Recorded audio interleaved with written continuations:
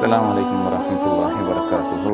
அன்புக்கினிய சகோதரர்களே, பெரியவர்களே, இஸ்லாமிய மார்க்கத்தில் பொதுவாக உங்களுக்கு தெரியும் ஹலால் ஹராம் என்கிற இரண்டு பகுதிகள் இருக்கிறது. அந்த இரண்டுக்கும் இடையிலான சந்தேகத்துக்கிடமானவைகளும் இருக்கிறது என்கிற ஒரு ஹதீஸ் மிக பிரபலியமான ஒரு செய்தி.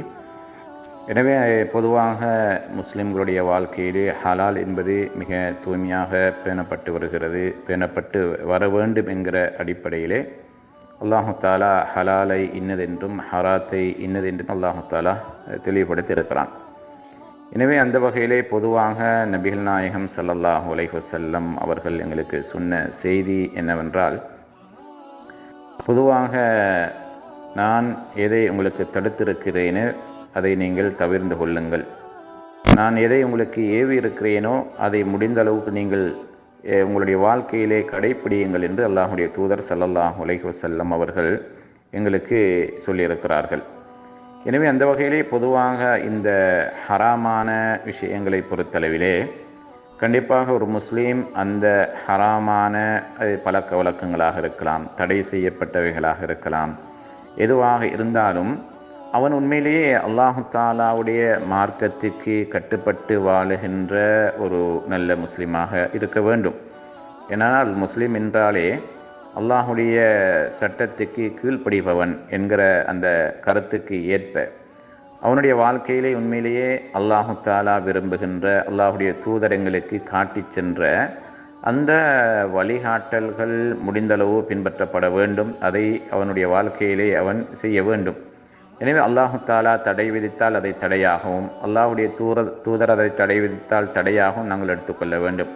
அல்லாஹ் ஒரு செய்தியை எங்களுக்கு கட்டளையாக சொல்லியிருக்கிறான் என்றால் அதை கட்டளையாக நாங்கள் அதை பின்பற்றச் சொல்லுகிறான் என்றால் நாங்கள் அதை பின்பற்றியாக வேண்டும் என்கிற அடிப்படையிலே பொதுவாக இன்றைக்கு பல வகையான புதிய புதிய பெயர்களிலே பல வகையான ஹராம்கள் இன்றைக்கு சமுதாயத்திலே தலைவிரித்தாடுகின்ற ஒரு கவலையான அல்லது ஒரு துக்ககரமான செய்தியை நாங்கள் இன்றைக்கு பார்க்கிறோம். அந்த ஹராத்தை சில நேரங்களிலே ஹலாலாக்குவதற்கான முயற்சிகளிலே பலரும் இறங்கியிருக்கிறார்கள். அதற்கு புதிய பெயர்களை வைக்கலாம், அல்லது அதற்கு வெவ்வேறான சில ஃபத்வாக்களை கேட்டு எப்படியாவது அதை ஹலாலாக்கி கொள்வதற்கான முயற்சிகளிலே சில சகோதரர்கள் பொதுவாக சமூகத்திலே ஆங்காங்கே பல இடங்களிலே காணப்படுகின்ற செய்திகள் நம்ம எல்லோருக்கும் தெரியும்.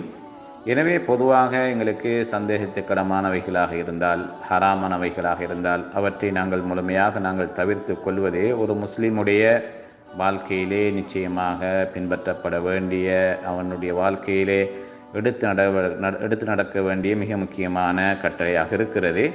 எனவே பொதுவாக அல்லாஹு தாலா ஹலால் என்கிறது எங்களுக்கு தூய்மையானவைகளை அல்லாஹு தாலா ஹலாலாக்கியிருக்கிறான். அதே நேரத்தில் அல்லாஹு தாலா எங்களுக்கு தூய்மையற்றவைகளை அல்லாஹு தாலா ஹராமாக்கி வைத்திருக்கிறான் என்கிற செய்தியை நாங்கள் மனதிலே பதிந்து கொள்ள வேண்டும். எனவே ஏன் இந்த ஹலால் ஹராம் என்றால், உண்மையிலே ஒரு மனிதனுடைய வாழ்க்கைக்கு எது தேவையோ அதை அல்லாஹு தாலா எங்களுக்கு ஹலாலாக்கியிருக்கிறான். எது எங்களுக்கு தேவையில்லையோ, அதனால் எங்களுடைய உடல் நலத்துக்கு கேடு, மறுமையினுடைய வாழ்க்கைக்கு நஷ்டத்தை ஏற்படுத்தும், உலகத்திலே நிம்மதியை கெடுக்கும் என்று சொன்னால் அல்லாஹு தாலா அதை எங்களுக்கு ஹராமாக்கி வைத்திருக்கிறான். ஆனால் நாங்கள் இன்றைக்கு சிறிய சிறிய ஆசைகளுக்காக வேண்டிய ஹராத்தை கூட ஹலாலாக்கி வாழுகின்ற ஒரு மோசமான நிலையிலே ஒரு சில முஸ்லிம் சகோதரர்கள் இருக்கிறார்கள். அல்லாஹு தாலா அவர்களை பாதுகாக்க வேண்டும். எனவே மார்க்கத்தை பற்றிய சரியான தெளிவூட்டல்கள் அடிக்கடி சொல்லப்பட வேண்டும். தெரியாத செய்திகளை உண்மையான சரியாக குர்ஆன் சுன்னாவோடு வாழுகின்ற, குர்ஆன் சுன்னாவோடு செய்திகளை சொல்லுகின்ற உலமாக்களை அணுகி நாங்கள் அதற்கான தீர்ப்புகளை, அதற்கான தெளிவுகளை பெற்று எங்களில் இருக்கக்கூடிய தவறுகளை நீக்கி நல்லவைகளை எடுத்து ஹலாலானவைகளின் அடிப்படையில் எங்களுடைய வாழ்க்கை அமைத்துக் கொள்வதற்கு எல்லாம் வல்ல அல்லாஹு தாலா எனக்கும் உங்களுக்கும் தௌஃபீக் செய்தல்வானாக. வ ஆஹிரு தஅவானா அனில் ஹம்துலில்லாஹி ரப்பில் ஆலமீன். அஸ்ஸலாமு அலைக்கும் வரஹ்மத்துல்லாஹி